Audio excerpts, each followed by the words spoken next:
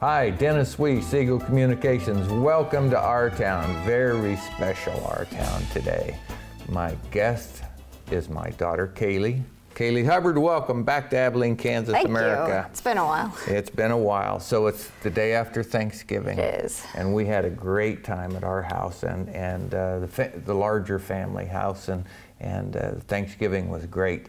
But I asked Kaileigh to come talk to us about some things that fit right into my economic revitalization mantra.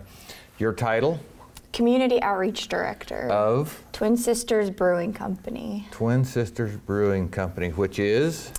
A 2.5 acre campus, for lack of a better word, that houses a tap house, full restaurant, full cocktail bar, and beer garden. In the location of? Bellingham, Washington. Way up there in the Northwest America. Yeah, right next to the So Canadian here's border. what makes you the perfect guest for my show, other than you're perfect anyway, okay?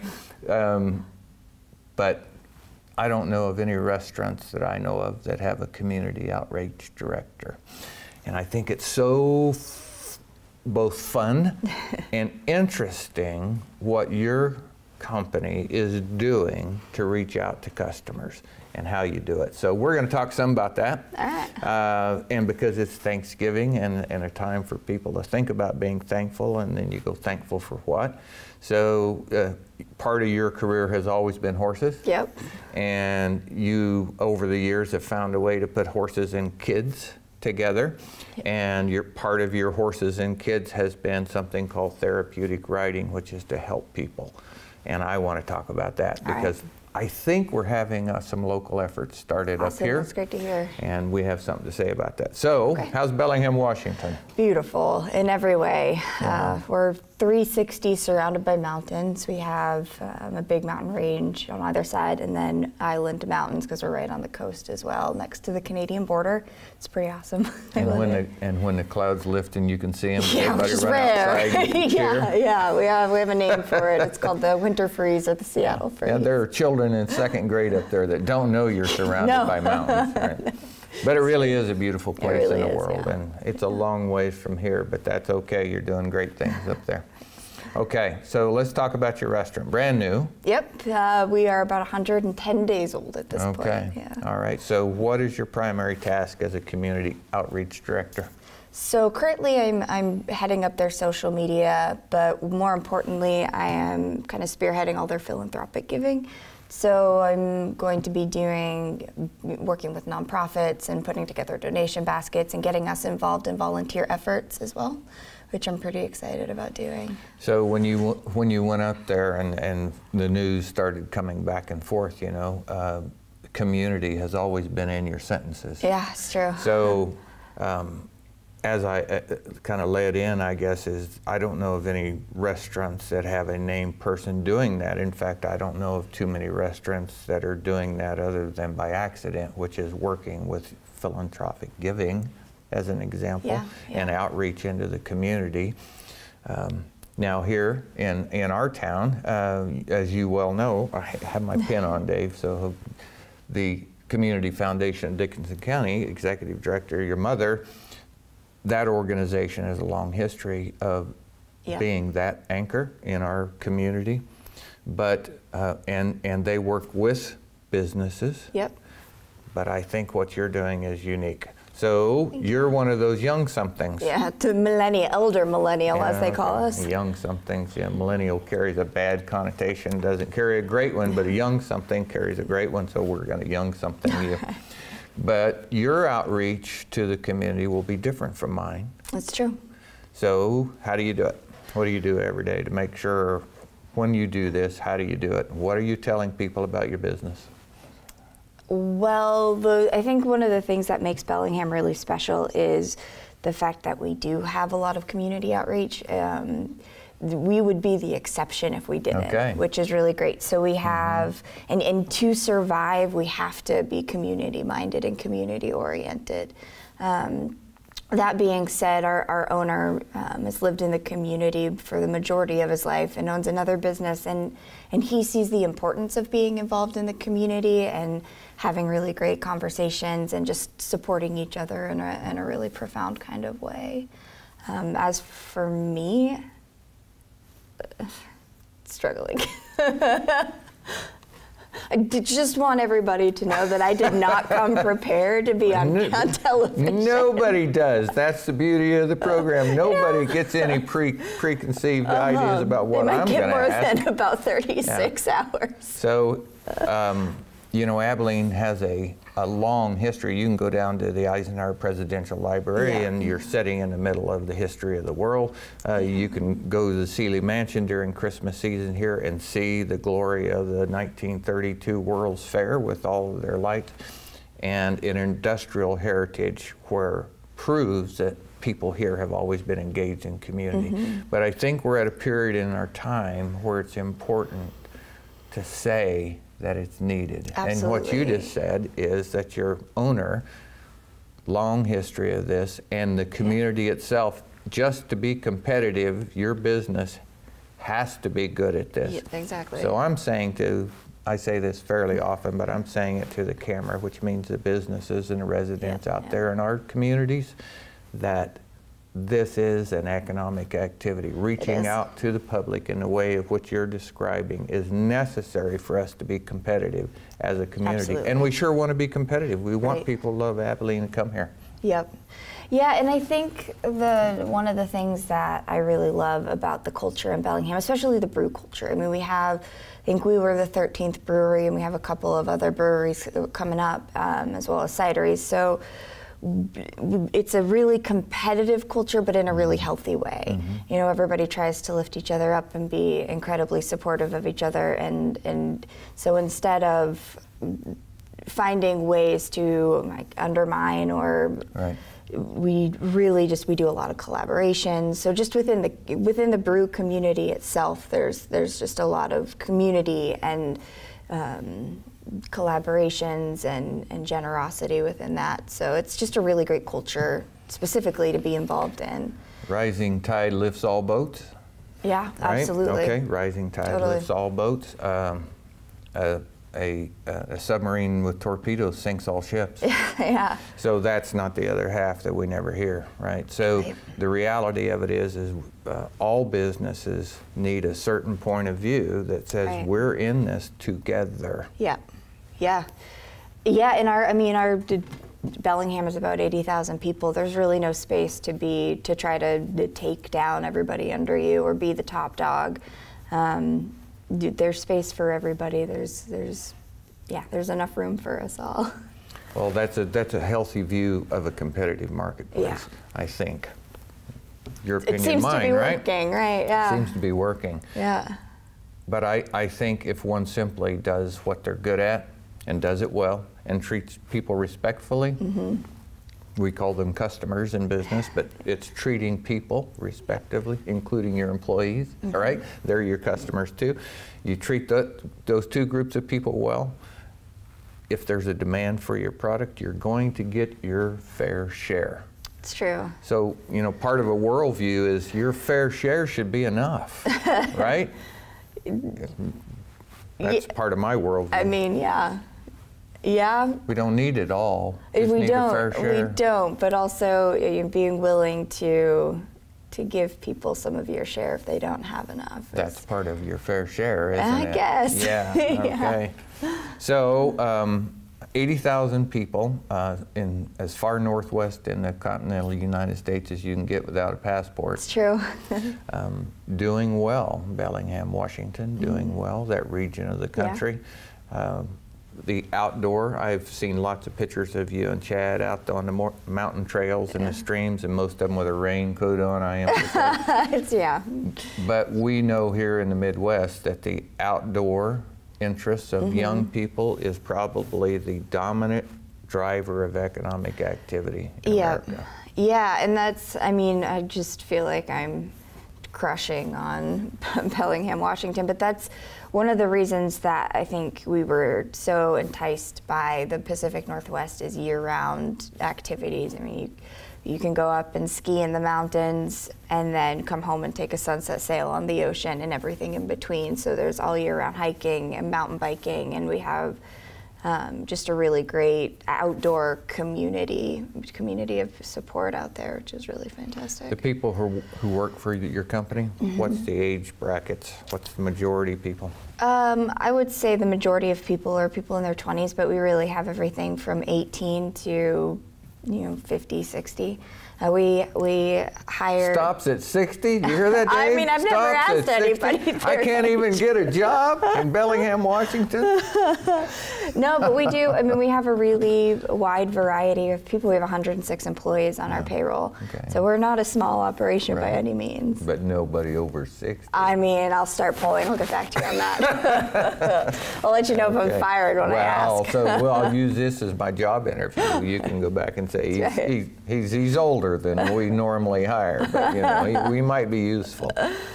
Okay, so Bellingham, Washington, Community Outreach Director. Yeah.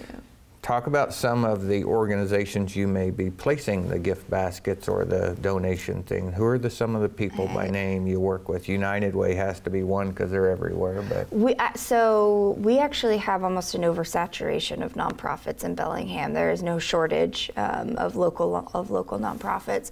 So because we're so young, we're still trying to mold what our community of giving is going to be like and highlight the things that kind of work with our goals, such as there's a really big initiative to work on the streams and get the salmon runs back up. There was a lot of industry in the early 1900s that dumped a lot of pollutants into the bay and made their way up the stream. So we're really working on that, and obviously we are a restaurant, so having fresh salmon is really important to us. We like to source as local as possible.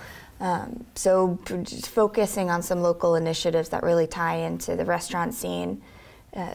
There's a really great organization called Sustainable Connections that really works on getting local farmers paired up with local vendors and restaurants.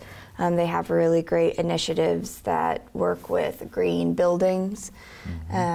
So we're trying to work pretty heavy-handed with those guys. They're a really great organization. Two of the three of those would work in Abilene, Kansas. I don't know if we're going to find one working on the salmon runs in Abilene. But, it's a little limited. But the others, I'm sure there are people in our wider community that are interested in those Sustainable. things. I can't speak highly enough of Sustainable Connections. They started recently.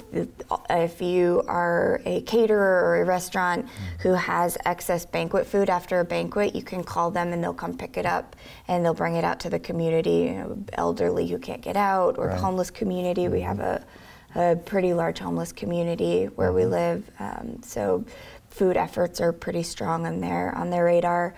But they just all the initiatives to connect local farms, which Washington just in general is really high in agriculture. We're the biggest berry producers, the biggest apple producers. We actually surprisingly grow some of the most nutrient-dense wheat in the country. So we have some really, we're right on the water as well as all the mountains right there. So we just get really dense nutrient-rich soil that creates a really great agriculture. Yeah, there's a reason that huge forest runs down the Northwest American coast up there. You mentioned some things that careful listeners will have said that, wow, that one of the huge economic needs in Middle America here, where you grew up, is to turn our farm products from a commodity, which are at historic low prices, into something that's more value to the ultimate consumer. And as you well know, here we produce so much grain that it's hard to think of it as, okay, I'm going to go down to the local farmer's market and make that connection to the restaurant.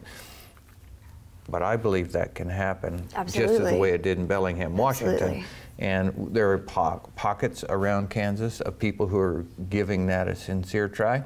For example, we have a really healthy farmers market here. Great, that's good to hear. Some people put some money into it, and a lot of people are putting passion into it.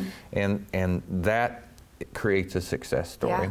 Absolutely. But connecting that back to the for cash business like you're doing. That's something we don't have really built yet. Right, and I think that there's some really great examples and businesses out there that you could get in touch with and model some things after, some really creative initiatives. Well, I sent one of my best people out there to look into that for me, so you know, you're supposed to send a report once in a while. I will. You know, wiggle those fingers on the keyboard to Dad. Yeah, I'm really happy to say that one of the things that our area does really well is say pretty sustainably local. And again, that goes back to that community of just really building each other up. We have a really great CSA program out there. CSA? Which is Community Sustained Agriculture. So essentially a subscription box for vegetables and fruit. So that's a really great way to get local farms involved in day-to-day life. So you pay for however many weeks they do it up front, and that gives the small businesses, the small farms, that cash startup to get all these plants grown, and then they just have guaranteed income at the beginning of the year, which obviously as a farm, I mean, the weather is a factor, and I mean that's a huge factor, right? And in the Pacific Northwest, where we're going to get any sun, and so in the growing seasons and the growing cycles. So yeah, that's a really great way to guarantee some income for that farmers, and then bring that locally, organically, typically grown. So I have an idea. Oh, great! All right. Yes, this will ensure that you get to come home and see your daddy at least twice a year. Okay. All right. One of the things that's missing here is that spokesperson for small can work. Small can work. There's a group in Northwest Kansas that's doing this in one of our broadband communities out there. But if you look at the problem of central, where we are, and western Kansas, the #1 problem is not water or famine, it's the loss of people. Right. Depopulation. Yeah, if you look at historic Kansas, 1951 was as big as we ever were. And some counties all the way back into the 30s before the Dust Bowl were as big as they ever were. Well, some of those things, you know, are stretched beyond economic thought. You know, just simply mass migration of people due to natural disasters.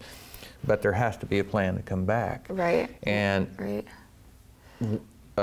commodity agriculture, market agriculture today is technically one of the most successful industries that's ever been in America by the measure of our job is to produce there, and we have. So I don't know of too many industries that have doubled their rate of production every 10 years, thereabouts, but production agriculture has. With historic low farm income since 2014. So these producers, if you will, Kaileigh, are doing the best job that they possibly could do to produce the product, but from the economic sense, they're failing at historic rates. There has to be something different. You know, if what you've been doing forever isn't working, maybe something different. The change for Kansas to small would be life, world shaking, changing, but pockets, I think, can lead the way. You know, St. Francis, Kansas, Abilene, Kansas, some of those places that put some efforts up, I think, can produce that healthier economy, that smaller, that more value, more labor. Get people back. Okay, let's start farming hand crops and then you know, if you think and act locally, or act locally and think globally, you're just promoting a healthier community, right? So if you grow locally sourced, honey is a great example. Locally sourced honey, it helps with allergies, you know, that kind of thing. It produces bees for the environment, so that's, I mean, we have a huge bee problem. And then it just helps the small farms, small communities. So having little apiaries all over is a really great way to just get started. You can do it in your backyard. It's a pretty great thing. You can order them online. Just make sure you get bees and not wasps. Do you remember the Johnson family? Okay, maybe you would if I showed you a picture. Well, they have a little, well, it's not so little, but they have a honey operation going. So there is some local honey production going on here. Hives all over the place. I'm saying that to say there are some of the building blocks of success going on here, and there are all over Kansas. But I think, you know, the missing piece really is a community-wide understanding of not only is this okay, it's maybe what keeps agriculture healthy in the next 50 years. So I went from here, obviously, you know, but I went from here to the East Coast and spent about 11 years on the East Coast, and then from there moved to the West. And one of the things that I see... With a very brief stop in between. It's two very mad cats. Something that I really like what our area is doing is you can walk into the grocery store and you can find affordable food that has been sourced locally. So you can get bread made with wheat that was produced in our county, and it's just as affordable as wheat that was grown anywhere else, and it's more nutrient rich. It's helping local farms. We have a flour mill locally, so the local farms send it to the flour mill, which then send that to the bakers, and then the local bakers pump that into the community. So really, it's just self-sustaining, and it's a really great model. I think that everybody can kind of get behind, and it's really wonderful to walk into a grocery store and know that everything you walk out, you can really focus on eating local, and it's pretty affordable comparatively. So interesting. Now, you're not going to believe this, but a minute and a half ago, Dave held up 2 fingers, which meant there were 2 minutes left. Oh my gosh. That's right. And you thought we would run. Yeah, we didn't even get to the horses. Yes, you did. Okay. So we're not going to get to your horse and kids story. You'll have to come back. You'll have to come back. Maybe that was planned by the dad. Hard to say. Kaileigh, always so glad to see you. Love you to pieces. So proud of what you're doing, and I'm happy that I could use you as a guest to present to the community, which cares very deeply about ourselves, the community, and each other. We're sitting in a place that proves that at Great Plains Theater. But to think that you could come home and share some success stories from the Northwest and to inspire somebody to give it a try, thank you for doing that. You're welcome, and next time I won't be quite so afraid to be in front of the camera. That's right. Be easy peasy next time. That's right. All right. For Eagle Communications, I'm Dennis Weiss. This is my daughter, Kaileigh Hubbard, and she's doing great work on behalf of community in the Northwest Pacific part of our world, where it rains all the time and not like Kansas. So don't move out there. It's terrible. Anyway, we're so appreciative. The day after Thanksgiving, to give you a little look inside Kaileigh's world of community and economic prosperity. We hope you enjoyed it. Have a great day. Thank you.